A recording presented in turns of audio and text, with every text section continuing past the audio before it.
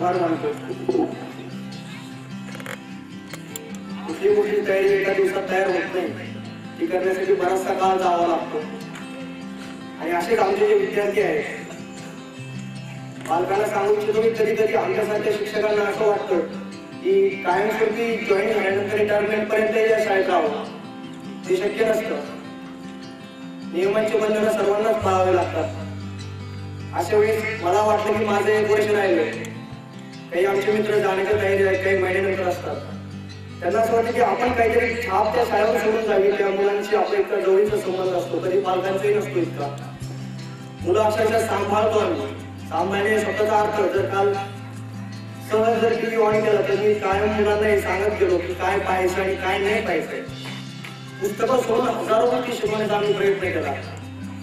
पुस्तकं प्रश्नोत्तरासाठी पाठ करू नका असं शिकवलं, कारण की आपल्या माणसाला माणूस म्हणून जगण्याची अक्कल आणि घडवत असते.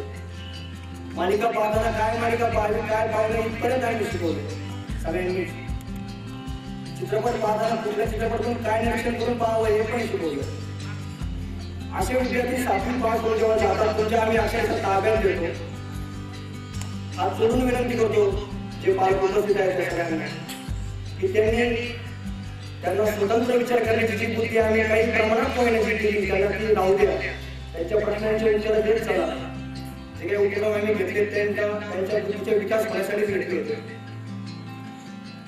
प्रत्येक वेळेस सीमेवरचे बांधव आठवायचे, भूतकाळात शहीद झालेल्यांना आठवायचं आणि टाळ्यामधून कार्यक्रम संपवायचा.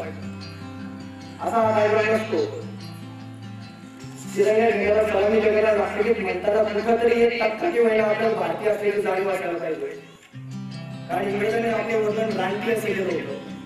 47 साली सोडून गेले होते आपल्यापासून आणि 3 वर्ष लागली आपल्याला नागरिक बनण्यासाठी. आंबेडकरांनी समिती स्थापन केली. 50ला आपल्याला राज्यघटना मिळाली, म्हणजे त्या दिवशी आपण नागरिक झालो. परंतु मला फक्त नागरिकत्वाबद्दल नाही बोलायचं, सुशिक्षित नागरिक कधी होणार आमच्यासाठी हा फार मोठा प्रश्न आहे. कारण तुम्ही आम्ही असा भेदभाव नाही करत. अधिक न बोलता सर्वप्रथम मी बोलवतो आकांक्षा केळकर, नमस्कार.